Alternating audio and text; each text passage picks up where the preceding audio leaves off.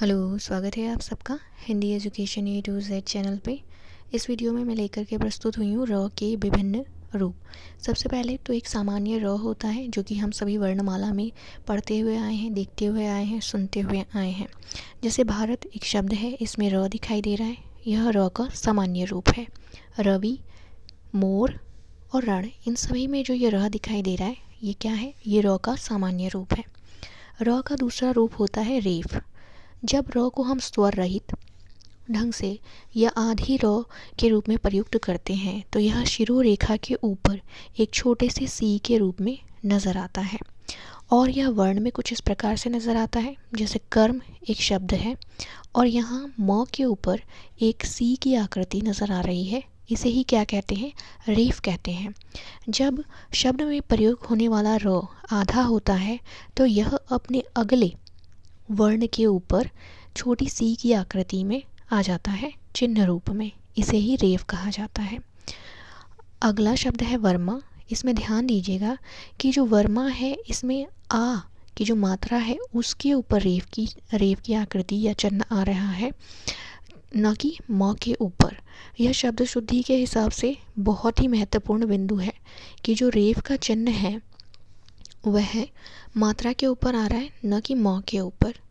दूसरा एक शब्द है अर्घ्य। अर्घ्य में जब हम इसका उच्चारण करते हैं तो र का उच्चारण अ के बाद होता है, अर्घ्य। और घ के बाद है य। घ यहाँ पर आधा है, हल चिन्ह लगा हुआ है। चूँकि यह आधा है इसलिए जो आधा र है वो आधे वर्ण के ऊपर ना आकर के य के ऊपर आएगा। कहने का आशय यह है कि जो वर्ण पूरा होगा, जो व्यंजन पूरा होगा यानी कि स्वर सहित होगा, उसी के ऊपर आधा र रेफ रूप में आएगा। नीचे देखिए एक और शब्द है वर्तस्य। वर्तस्य में 5 अक्षर हैं। व के बाद ही र का उच्चारण हो रहा है, वर्तस्य। लेकिन यह रेफ रूप में य के ऊपर आएगा, न कि त या स के ऊपर, क्योंकि त और स दोनों ही आधा है। इसलिए यह उनके बाद जो पूरा वर्ण है यानी कि स्वर सहित है उसके ऊपर आधा र यानी कि रेफ के चिन्ह के रूप में यह आएगा। अब र के जो 3 रूप होते हैं, सामान्य र, रेफ और पदेन, इसमें केवल जो रेफ है वह ही आधा होता है यानी कि स्वर रहित होता है। तीसरा बिंदु है इसका यानी कि तीसरा रूप है र का पदेन। पदेन के 2 चिन्ह नज़र आते हैं। एक तो खड़ी पाई वाले जो वर्ण होते हैं उनके नीचे तिरछी रेखा के रूप में, और दूसरा जो गोल वर्ण होते हैं उनके नीचे उनके पैरों में उल्टे भी की आकृति में। यह जो अंतर है वो इसलिए होता है कि जो खड़ी पाई वाले वर्ण होते हैं या व्यंजन होते हैं उन्हें तो हम खड़ी पाई हटा करके भी आधा लिखते हैं या हल चिन्ह लगा करके भी आधा लिखते हैं, किंतु जो गोल वर्ण होते हैं उन्हें खड़ी पाई तो उनके होती नहीं है, इसलिए हटाने का प्रश्न ही नहीं उठता है। और दूसरी बात कि केवल और केवल हल चिन्ह के द्वारा ही इन्हें आधा दर्शाया जाता है या आधा लिखा जाता है।